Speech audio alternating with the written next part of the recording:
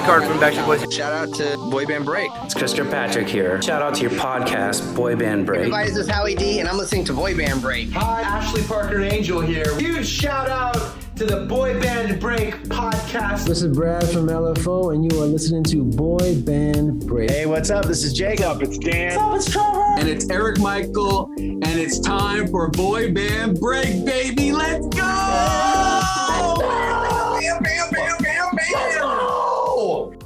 Welcome back to Boy Band Break. We encourage you to take a break from your day and join us in some boy band conversation. As always, I'm Chinzia. I'm Sofia. And Lydia, aka Mama Lou, is off again this week, but hopefully she will be back soon. She's got a lot of stuff on the go. She's doing some acting gigs. She joined an improv group. Yes, I saw pictures. That's fun. Yeah. So it's called the 404s, and they're out of Toronto. And she's also, she does Twitch streaming, so she is focusing on that. Busy. So busy. So if you're into gaming and video games, I believe it's super_dorkalicious. And yeah, so, and Lily Negwazawa, I think is her VTuber name. So yes. Anyways, check her out. She's fun. If you like video games, you like fun stuff like that. So she's driving. Again, as we said last time, she's currently not driving now when you're listening because it has been a while. But yes, she's home having a great time. Sorry. My nose is very itchy and I keep scratching it. So I apologize if that is distracting to you. But apparently I've now made Sophia scratch her nose. This is, it's going great. This opening. Scratching buddies over here. All right. Anywho, as we said earlier, welcome back to Boy Band Break. And do you know what we have not done in a while, Sophia? We have not done an article in a while. That's and correct. Maybe we have 2 articles to share. Ooh. So Sophia has scoured the interwebs for some boy band related articles and has found a few. So I guess I will share it. You can't read it when it's on the phone, right? Because it's too small. Cannot, because it's like I can see it, but it's too small. Okay, so I will read and then we will just discuss back and forth as things of interest come up. Okay, so the first one is a BuzzFeed article. So let's share this tab. I always like how slow it is to share. Okay, so this article is called 15 former and current boy band members who've opened up about some of the wild and strict rules they have had to endure. Is the title of the article. And then underneath it says, during the early Backstreet Boys days, the band was often advised to change lyrics, but they fought back as much as possible. In particular, I Want It That Way almost had a different chorus. So this I remember article came out on... Yes, and it doesn't really make sense, and it does, I don't know. So yeah, it's different. Yes, so the No Goodbyes one makes sense. But it wasn't as catchy as the I Want It That Way. It didn't flow that we have now. Yes. So, and I would think the song have been as popular? Who knows? Who knows? Like, if we heard No Goodbyes, we would probably be like, oh, this one is better than the other one. But you never know, right? So good thing they chose I Want It That Way that we have now. You know what? That is a good question because, like, for example, The Year 3000 is one of my favorite kind of boy bandy songs, and Busted did it originally, and then Jonas Brothers covered it. Busted version is way more dirty, and I like it better than the Joe Bro lyrics. However, I wonder if I would have heard the Joe Bro one first, if I would have liked that one better.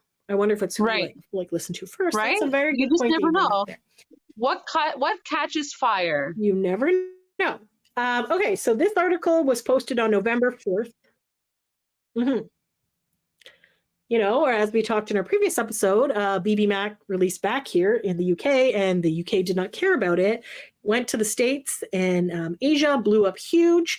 Then they started playing it again, and suddenly it was a hit song. So again, like it could be timing, it could be anything. You never know how things are going to. Exactly. Okay, speaking of timing, this article was posted November 4th, 2023. I have not read it yet. Sophia has read it, so I am learning along with you guys as we scroll through this. Some very interesting by Nora. All right, sounds good. So Nora Dominic, BuzzFeed staff, has read this. Okay, so it says, this post contains mentions of abuse, eating disorders, and more. So there is your, what is that called? Trigger warning, I guess? Trigger warning, yes. Have any of these things. So, okay. All right. So first off, after leaving One Direction in 2015, Zayn Malik opened up about some of the rules that came with being in the band. For instance, he said he wasn't allowed to keep his beard while in the band. He said the reasoning was because his facial hair made him look older from the other members, and it went against the young teen boy image of the band. Okay. Which I could fair see. enough. I feel like. Which I could see, but also like, it's not like the 90s anymore, right? Like you should have given more leeway to the band, to the newer generation of bands. Because it's not like he has learned your lesson, right? You've learned your lessons of the 90s bands. I don't know. So I get this. I get kind of where they're going at, because they want them to appear young for the younger tweens and teens and stuff. However, like AJ had facial hair when we were exactly so, and I don't think that made him look much older. And Kevin just looked older because he was older, but yeah, I'm trying to think. But you're also like, guys. Joey Joan had a beard. Sorry, go ahead. Oh, I was saying. Sorry, Joey Joan had like we had beards in our time, so I don't know why they had to be younger for this, but yeah. And also like I could have they're showing how young people, you want to be yourself, so you're not showing the band members can be themselves if they have like beards or that kind of thing, right? Like, yeah, I don't know, I feel like it's more controlling. It's still controlling of band members, which if you learned lessons from the 90s bands, not to do that. I don't know. Yeah, no, good point. It said Zayn also said he wasn't allowed to dye his hair while in the band, which is one of the reasons he often dyes his hair now. Speaking about being told he couldn't keep his beard, Zayn said, eventually when I got older, I rebelled against it and decided to keep it anyways. And in the 90s, AJ McLean dyed his hair constantly.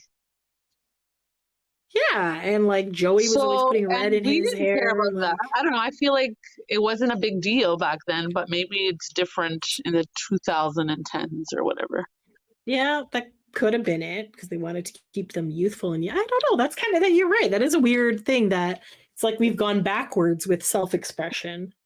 Yeah, like you don't want to show that British boy band people's expression of themselves is not tolerated, which should have been like a big thing in those kinds of 2010s, right? Like I feel like we've improved. No, I don't know. Yeah, I don't know. That's a good point. Okay, moving along. Also in the One Direction realm, we have something about Harry Styles. It says, Harry Styles said that while he was in One Direction, he was constantly terrified that he would say the wrong thing in interviews and that would warrant him being kicked out of the band.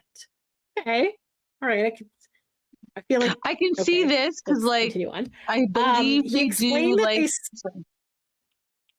they do like interview training, right? So yeah, I feel like Together has taught us everything. Yeah. It says that, this is why he was worried. He explained that they signed contracts with cleanliness clauses, which would dictate that they would be null and void if he did anything supposedly unsavory. Right. When he signed his first solo contract, he said he almost burst into tears upon reading the contract and finding out that his ability to make music would not be affected by personal transgressions. Harry added, I felt free. So I wonder if it was just like a One Direction thing in general, because like they came from Maybe it's because other... it's Simon Cowell. I feel like Simon Cowell is very like hard-nosed, like hard kind of manager. So maybe that's why, and that's all he knows. And I don't know. Yeah, I'm sure. And they came from the X Factor show, so maybe that's kind of more of a family-friendly type show, and maybe because the target audience was younger girls, maybe that's why. But I just feel like, or maybe they thought, okay, well, we won't have as many problems with them if we say, oh, like you have this fear, but that's gonna suck that you're in this constant state of fear that, oh my God, what if I say something wrong and then I'm out of the band and everything is like over, right? So especially because they were all fairly young when they like joined. So yeah. And then like it's not a good experience for you either, right? If you're like always fearful of saying something, then you don't want to say anything. Yeah. So then you stay quiet. And then people are probably like, oh, why is he so quiet? He doesn't enjoy being in the group. So that's how like rumors can start, right? Yeah, that's a good point. I also feel like this is almost sounds like they were kind of like in a Disney kind of contract. Yeah, Disney had those kind of like clauses, you know, like the Jonas Brothers and all that stuff, and their purity rings and all. Like, you know, like I just feel like just some weird things in the 2010s, 2000s.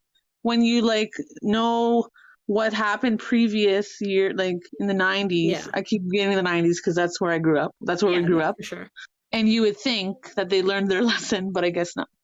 Yeah. Do they mention Why Don't We in this one, in this article? Yeah, they do. Okay, good. So I won't talk about that then. Okay, interesting. Okay, so all right. So that's part 2. So let's check number 3. It says, also, Harry revealed that he and his One Direction bandmates were often encouraged to give a lot of themselves away, aka not really have a private life. Harry said it was all in an attempt to get people to engage with you and to like you. Looking back, he finds it odd that all of his baby photos were all over the internet, and these photos weren't kept private. In lockdown, I started processing a lot of stuff that happened when I was in the band, Harry added. So, okay. So how did they get it? Like, well, okay, but we've seen baby pictures of pretty much all the boy band members, like from our generation as well. True. I think that like they obviously did they give permission? I don't know. Maybe they didn't give permission. I have no idea. I don't know. I feel like they just basically said, hey, can we get some baby pictures of you? We want to put these up. Like, I don't think that it was anything like crazy, but I feel like the interesting part with One Direction is that they pretty much started when there was social media was already out. So I feel like they had to, it was like a different level on them. They had to engage more. Things were like, that's basically the X Factor thing was kind of like through internet. So like I heard about them and we didn't watch the X Factor here from Canada, but then like, yes, exactly. I would see like tweets like One Direction sounds like Wand Erection. And I was like, what the fuck is this? And I was like, whatever. And then I started researching and I was like, oh, this band seems pretty cool and all this other stuff. So like, I feel like at that time they were at when like social media was just like a big thing, and that I can understand why they'd want them to like engage more and stuff, but it was also kind of like new territory that they were kind of going into. So maybe like as they reflect back, as they gotten older, they're like, oh no, some of these things are like traumatic to me because they didn't get permission to give out the photos. And they were I don't know. And then like, you know, if there's something like if you have an embarrassing photo of when you're a kid and then now suddenly it's all over the internet and everybody sees that, like I have this one picture that my mom took when we were at a beach and a wave hit, and then I'm like, I got all sand in my bathing suit, so I'm trying to like get the sand out of my bathing suit, and then that's the time she took the picture, and of course that was like cameras back in the day, so you developed the picture and I look like an idiot. I'm like, would I have wanted that picture on? Probably not. Right. You know, there's like obviously cute pictures of me kid, so I don't know. It's interesting. So it is interesting now that they're reflective. They're like, oh, I wouldn't do that because I didn't give the permission, right? Yeah, for sure. And then I guess you never know if like family members are going to post things too, right? So exactly, yeah. I feel like nowadays, all right, people just post whatever they want. It's true. It's true. Okay, so apparently we're still sticking with One Direction. So now number 4. Apparently they were very traumatized in this band. Apparently the whole band is traumatized. Yes. They lay on their purse of money. Niall Horan explained that one of the things that led to One Direction's extended hiatus, is this what we're calling it? An extended hiatus? I guess so. Wasn't it 11 years now? How many years? I don't know. I feel like it's been yes, a long thing. So one of the things that led to the extended hiatus was the grueling schedule the boys had to maintain. So do the boy bands of the past, but I digress. He said, called the hiatus, we felt like it was the right time. It was a long time to keep going at that intensity and that pressure, touring that much and bringing out albums at that pace. Which we did learn in the documentary. There was quite a bit. Yes. So it says, put it into perspective how overworked One Direction was. They announced that when they announced their hiatus, they had played 329 live shows in less than 4 years with 4 world-spanning tours, filmed 15 music videos, and released 5 studio albums. So yes, which is a lot. In 4 years, that's a lot.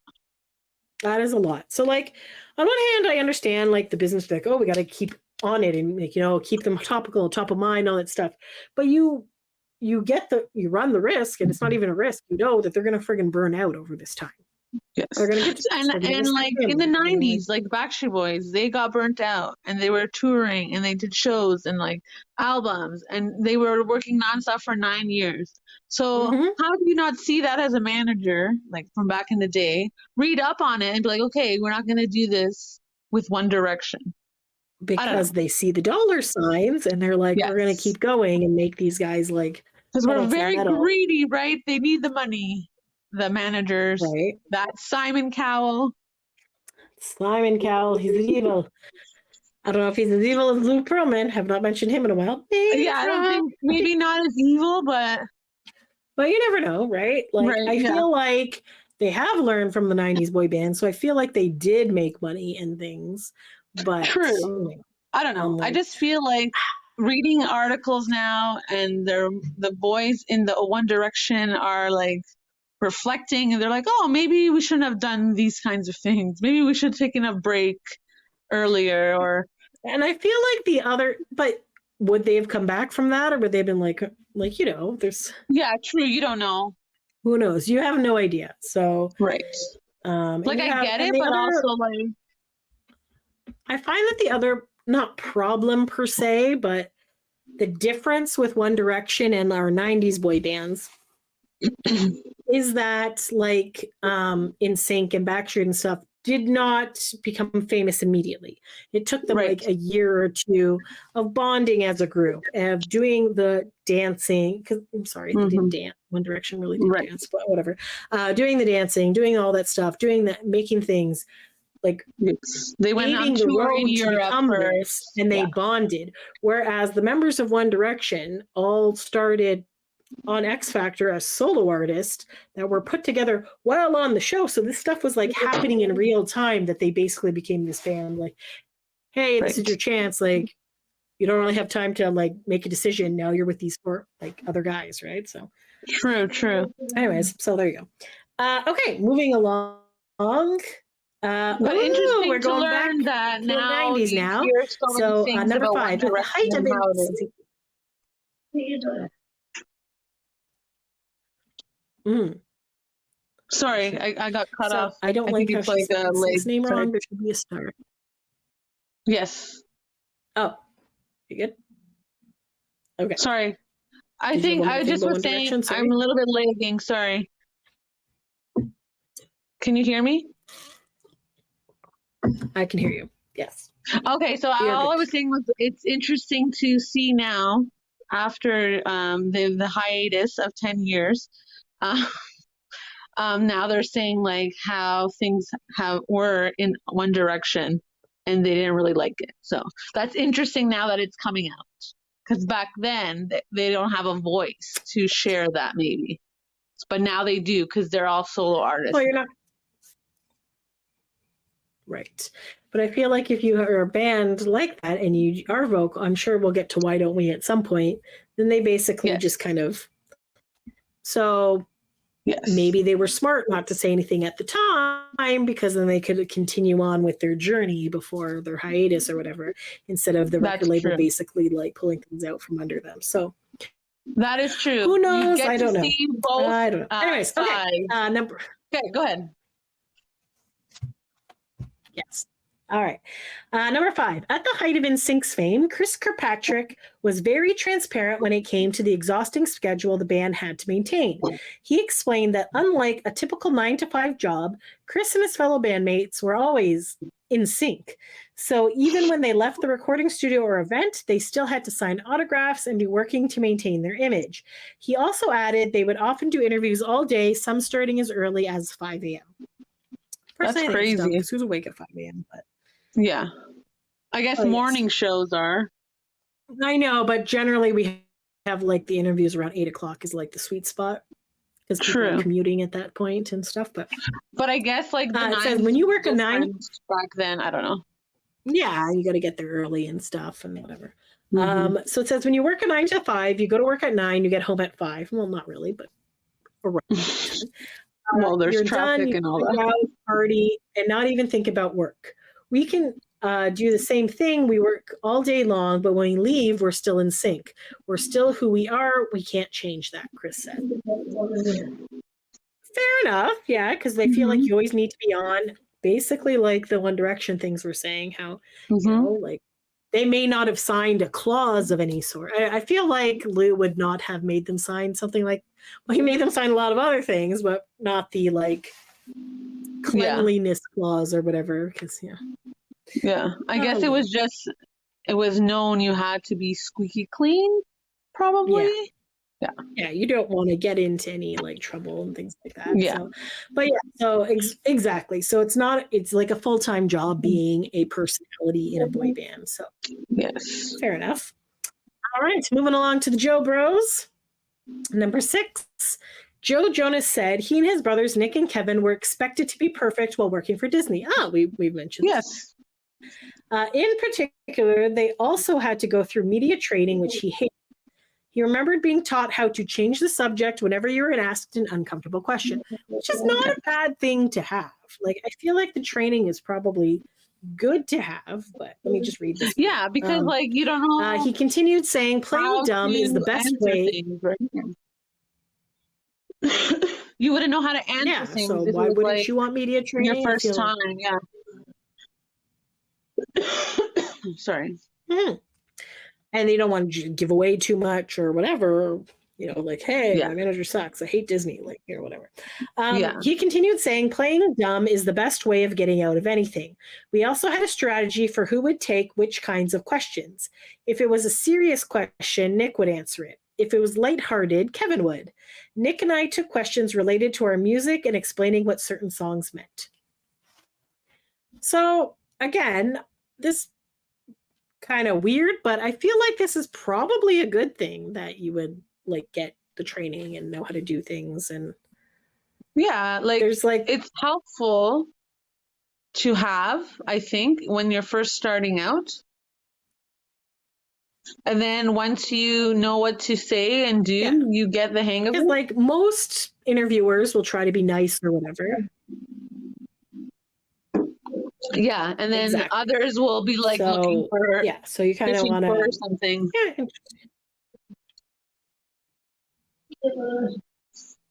Like, because basically you're doing all these interviews because you're trying to promote your band and do all this other stuff. So most interviewers are nice and do fluff pieces or something, but you're always going to come across one of those like hard DJs or whatever who are trying to like get some scoop.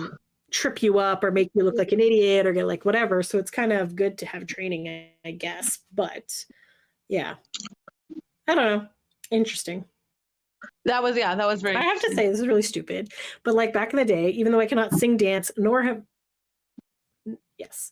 So I have not actually I have no talents musically or dancing or anything, but I would get stressed out because I was like, oh my God, if I become a pop star, how am I going to answer these questions that they ask me about like the production value and things like that? And dumb teenage thoughts. But basically I would be very welcome to have like them doing the media training and telling me what I should say. So yes.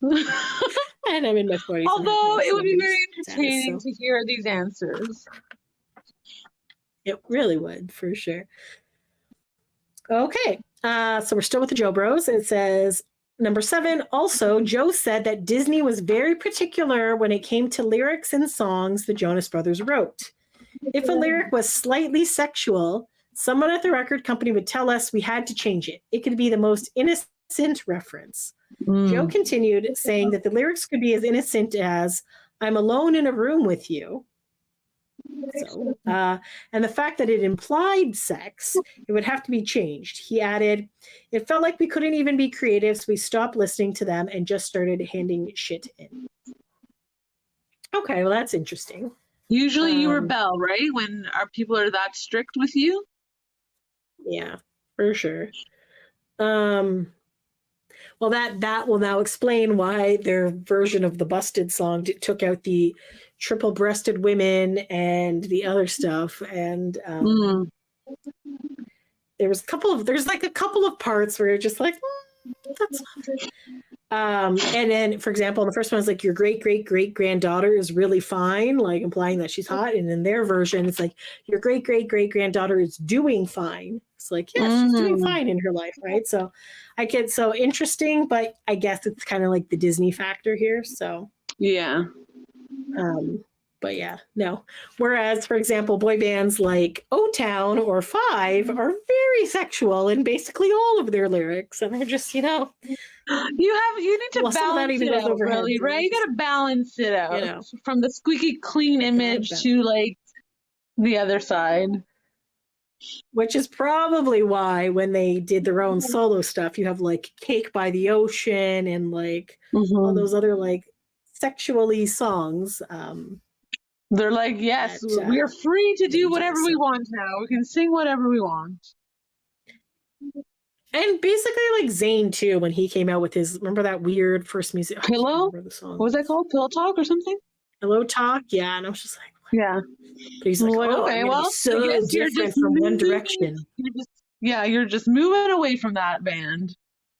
Yeah, it's just like, I want to be as different as possible by kind of playing the same type of music, but making more sexy lyrics. I'm like, okay, whatever.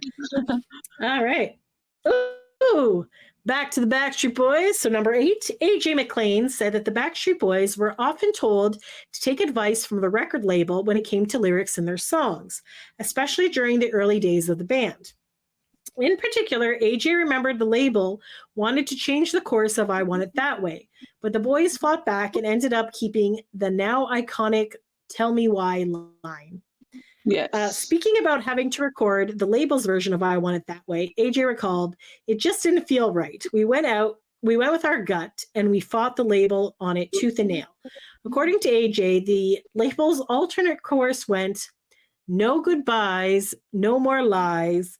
I love it when I hear you say, I want it that way. We talked about that in the... Yes. After the headline. Yes. But yeah, they made a great decision. Yeah. It just sounds weird. And I feel like it would still sound weird if we heard that version first. So. For sure. So. All right, number 9. At the beginning of their careers, the Jackson 5 were sorry. Oh, I thought you said something. At the beginning of their careers, the Jackson 5 were reportedly not allowed outside to play with other children and would rehearse for 5 hours a day after school, at the insistence of their manager and father, Joe Jackson. Later in life, Jermaine Jackson reflected on Joe's tough rules, saying, none of us can remember him holding us or cuddling us or telling us, I love you. So this one was very sad to hear and read, because I remember Michael Jackson saying he never got any love from his father, which is very sad. And I don't know why you don't let your children play outside with other children, because that's very important at a young age. Well, I feel like they were probably cash cows and he wanted them to make money. So he's like, I will work my kids and get them to do something. So. And then he abused them as well. So that's not good either. No. It says Joe would reportedly beat his children, Jesus, as well if they were not perfect during rehearsals. One report alleged if they missed a dance step, they were told to go into the backyard, break off a branch from a tree, and it would be used to hit them. What the? Oh my gosh. Yeah, when I read that, I was like, wow. Wow, that sucks. That's wonder they had- abuse right there. Yep. Oh man. Okay, well that sucks. Don't abuse your children. Yes. You would yeah, think okay. that your father as a manager would be better than an actual manager that's not related to you, because they you would think have that your father would kind of have your but back. obviously no. Apparently not. Wow, that sucks. Yeah. Okay. Okay, number 10. Oh, here we go. Why don't we accuse their production company and manager of mental, emotional, and financial abuse in 2021, which led the band going on hiatus? Speaking about the abuse they suffered at the hands of their manager, the band said he would not only live with us during the day, but he controlled us 24/7, setting an alarm that would go off if any door or window was open. We were not given the security code to the alarm, essentially making us hostages in our own home. Wow. They also alleged that due to schedules, they were required to maintain some band member. Due to the schedules they were required to maintain, some band members developed eating disorders. Speaking about the lawsuit, former member Daniel Seavey said, "Earlier this year, I took on some big legal risks to attempt to free myself from my managers, the same ones that I believe broke up my band. I simply wanted to leave the past behind and continue forward with a solo career." So we have heard something. There was something about a salad. I remember that incident. One of them wasn't allowed to eat a salad. One manager didn't allow them to eat a salad with tomatoes or something. I don't know, something weird like that. But then the other manager was letting them eat what they wanted. So yeah, there's something weird like I get it. Like I know you want to make a band and you want to make money and you want to do all this other shit and you want them to be famous, but like holding them hostage is probably not the best way to go about doing this. And yeah, like cutting off food. I don't know why this manager thought this would be the best way to get your band to want to follow what you want. Like what? Listen to you? Yeah. Yeah, that's weird. So, I don't know. I feel like some managers get like the abuse of power and they're like, yeah. Apparently they did not and I get it. read up on the 90s boy band. Apparently not. Yeah. So, well, I guess they're good luck to them in the future. And yeah. So, I but really basically, hope kind of what we're talking about. They win their lawsuit or whatever happens. I hope they're free to be themselves and live their own lives for sure. Yes. So yeah. So again, I don't know. Is this kind of like a thing where like they complained about the mistreatment they were happening during the time, and now they had to break up the band? So right. But at least they are no longer being mistreated and whatever. So I don't know. Yeah, so that's like, true. Do you think that if One Direction would have like spoke up back then they would have been put on hiatus? Or honestly, I don't know. And obviously all bands are different and all managers are different. And that really sucks that this happened to them. And yeah, so hopefully in the future. This one is like, it was eye-opening when we read this initially when they posted it on Twitter, because we never thought that could still happen nowadays, because you would think that they would have learned from all the 90s 2000 bands. Yeah. We keep bringing it up, but yeah, you have lots of years. Like history keeps repeating itself. Yes. Yep. Okay. So now we're moving on to BTS. So it says 11 Jungkook has a ton of tattoos on both arms and hands. I didn't know that. But he's reportedly required to hide them while performing on TV with BTS due to South Korea's strict tattoo rules, which reportedly carry over to the broadcast. You'll often see Jungkook performing in long sleeve shirts, and when he has shown off his tattoo sleeves, fans have gone wild. He's talked about how much he loves his tattoos and how much they mean to him. In an interview in 2023, he said he has over 14 tattoos, each with their own unique meaning. He's particularly fond of one of his birth flower, and he has army tattooed over his knuckles. So that's interesting. I can understand that. I feel like at this point because South Korea, you forget that other countries. Yes. You have to follow their rules and regulations and all that. So I can understand that. But like, can you imagine living in a country where you're not allowed to express yourself or you're not allowed to have like tattoos, or I guess they're allowed to dye their hair because they dye their hair all the time. But like, that's crazy. The government could be like, no, you can't do that. Like, and you know, you don't want to get arrested or whatever if you do. So it's kind of harsh. So, yeah, crazy.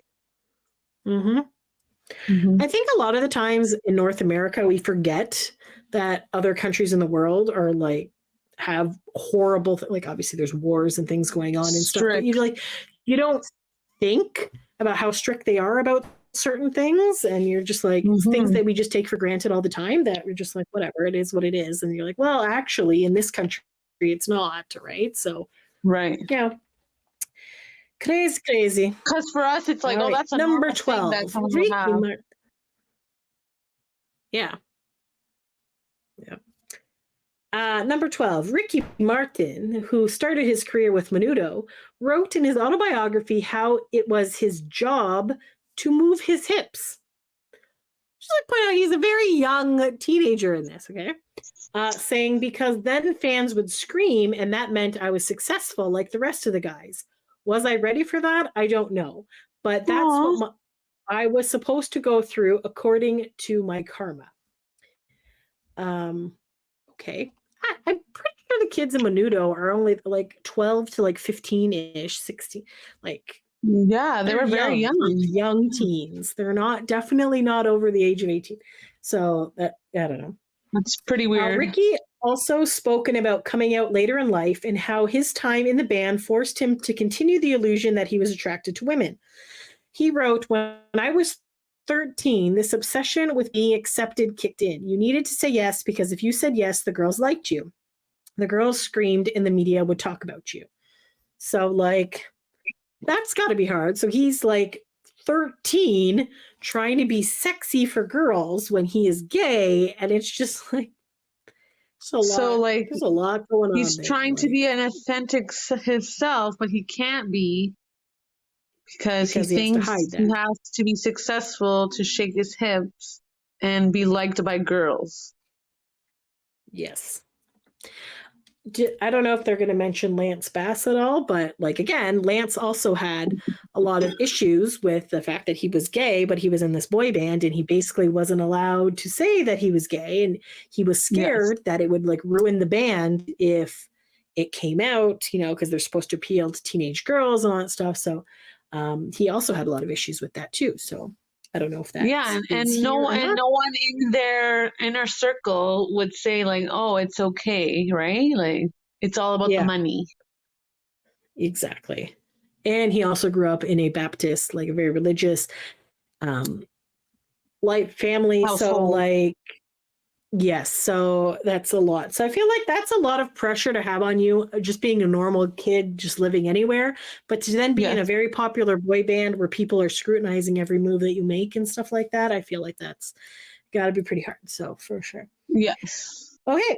Okay. Number 13, Johnny Lazoda, who joined Menudo in 1980, revealed in the documentary Menudo Forever Young. One of these days, I'm going to finish watching that documentary. I started it. It's very interesting, but okay. I have not finished that yet. That Jose Luis Joselo Vega, the band's choreographer and creative director, was in charge of their stage image. This meant that he dictated their hairstyle, clothes, shoes, and more. Johnny recalls having to get 2 perms because his hair wasn't naturally curly, but that was the look he was told he needed to have. Alongside Joselio, Menudo's manager, Edgardo Diaz, reportedly wanted the boys to wear tight clothes against their bodies in order to get a reaction from teenage girls. In 2022, former members of Menudo alleged in the same documentary that they were physically, sexually, and mentally abused by Edgardo. Wow. So he's definitely like a Lou Pearlman for sure. Yes, And yeah, he sure is. Like he basically made them wear like spandex on stage and like all this other stuff. Like it was weird. That's weird, yeah. Weird stuff for sure. So yeah. And then like, so your manager is supposed to protect you and help you, and they're physically, sexually, and emotionally and mentally abusing you. Like, yeah, I don't like, understand the people are supposed to be there for you. They're supposed to be there for you, and they're supposed to be helping you. Yeah, protecting you, not being the problem. Like you're. Yeah, and that's a thing. And I feel like another issue with this is that so many of the guys that have joined boy bands just came from like normal run-of-the-mill families. They did not come from show business families. They didn't know.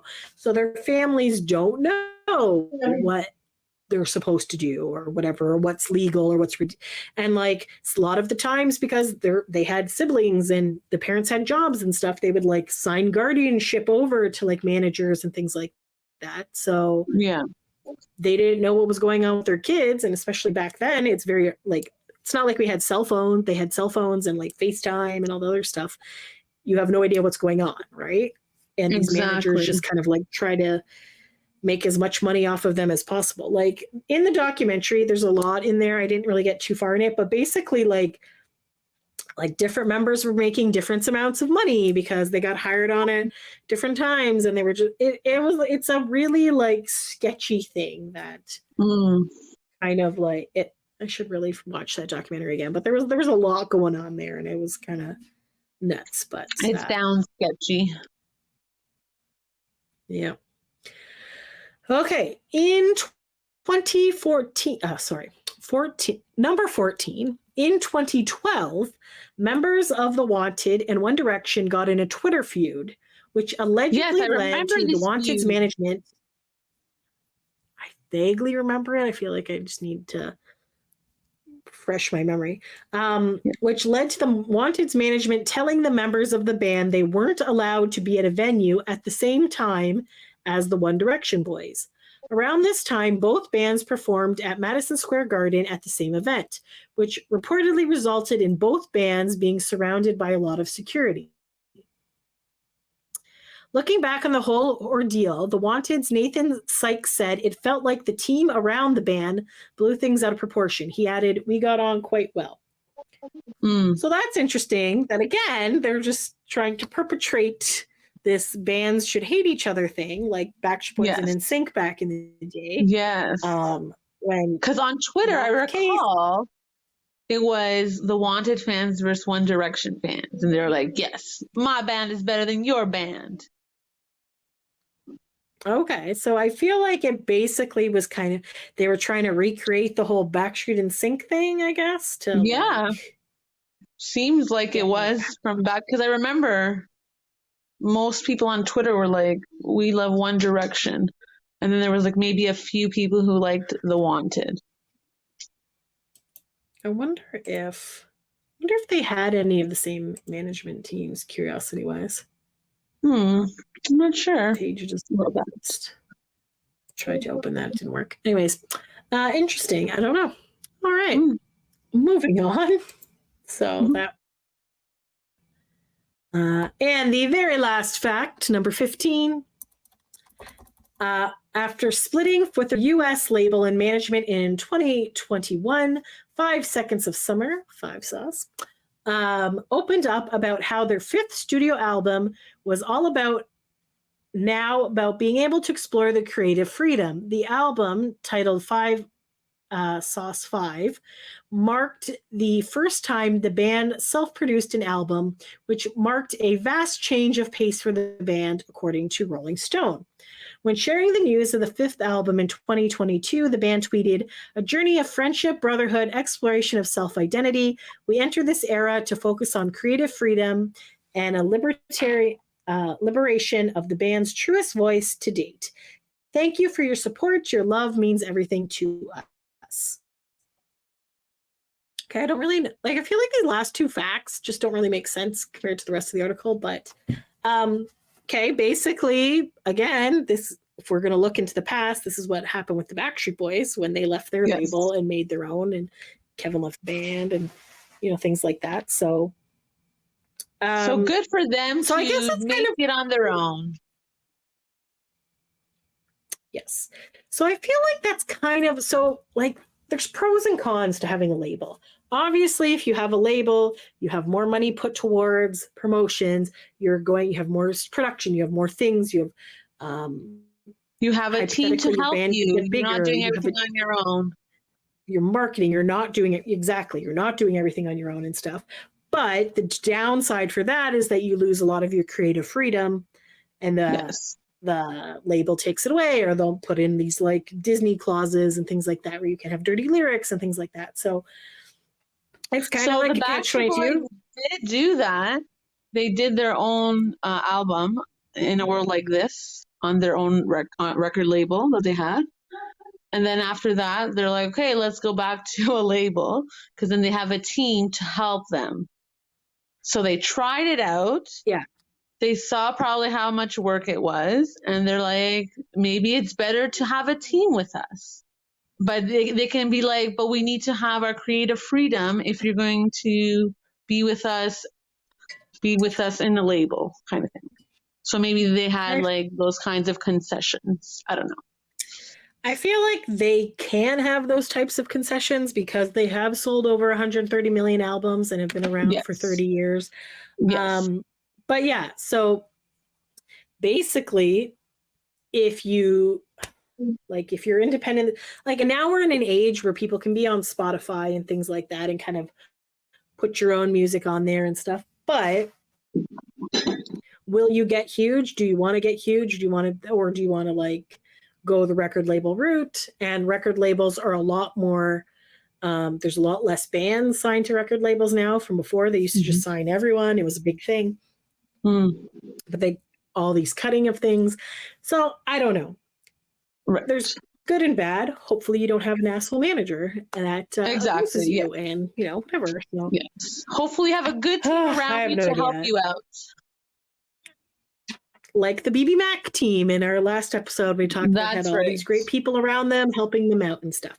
But there is life after labels. As we mentioned again, like O-Town, they did crowdfunding for their Lines and Circles album, and they're now 10th anniversary of them being back, and they're on their own and they do things themselves. So yeah, so like, are they playing huge arena tours? No, they're playing like small, but it works for them. So they have the creative freedom to do their own thing, and and they're very interactive with their fans, but maybe they wouldn't get that if they had bigger shows. That's true. Like, they take on important roles. Like one of them, they do merch, and the other one, like, like books. Like Jacob does a lot of like, the business stuff, and like, there's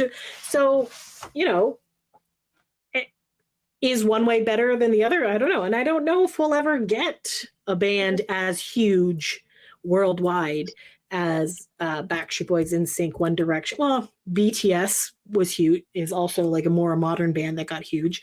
But for the most part, I don't think that's the way the music industry is anymore, that you can have like this crazy international like band that's, doing all this stuff and going all over the world and doing 300 shows in 4 years and all that stuff. Like, I don't think we're at a time like that. I don't know if the pandemic also kind of shut a lot of stuff down, and like people are starting to tour again and stuff, but like, or maybe they finally have learned from all these past bands that have had all this shitty representation and time and things happening, that maybe they will, it is.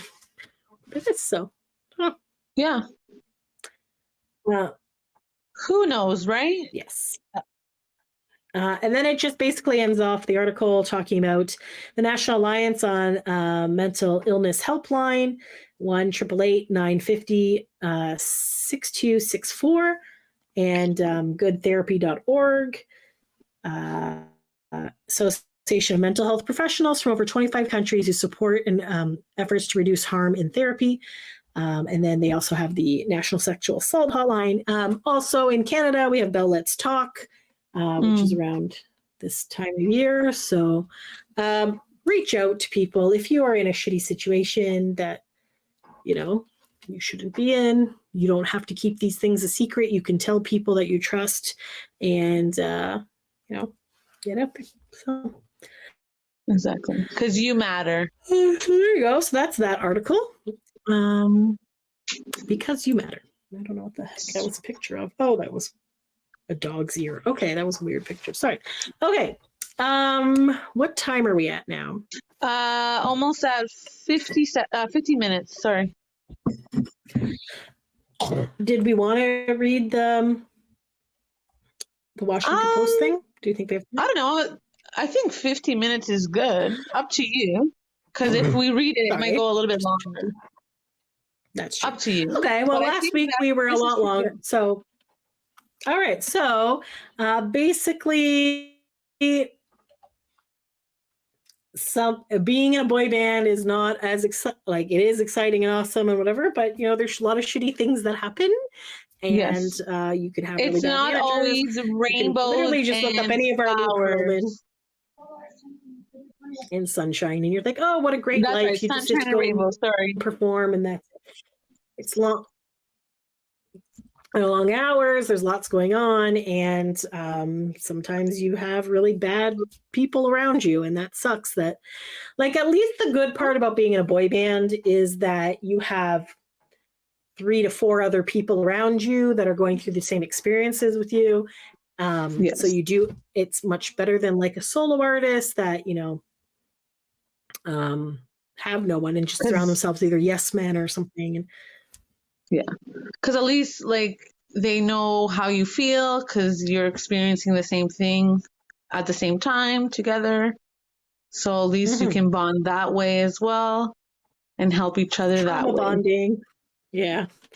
So, I have no idea. Anyways, so I guess that. Thank you to boy bands for making us, you know, great music, great songs, being there for us in hard times and good times. And sorry for you going through shitty times.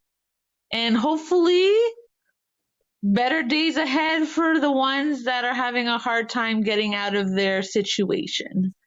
Yes. And I think that's like, and it's a good thing to kind of just like look in the past and see how others were treated and try not to hopefully get stuck in that situation and learn from that. So, Anyways, because when I read this article, I was like, wow, you would think they have history to look back upon and not do the things that others did. But you live and you learn, right? Yes. O-Town still signed with Lou Pearlman when all the stuff was going on with NSYNC and Backstreet. So that's true. Sometimes you think things aren't as bad as they are, or maybe it's not. I don't know. So Anyways, tune in next week for a more happy episode. I guess. Well, you know, we have to balance it out a little bit. We have like upbeat episodes, sad episodes, things that are hard to read. But, you know, we're all compass kind of boy band podcasts. Yes. So we like to share everything. For sure. And if you have any ideas or things you would like us to talk about in future episodes, by all means, leave some comments and we would be happy to look at that stuff. So, okay. So thanks for taking a break with us, guys. Until next time. Thanks for listening. Bye.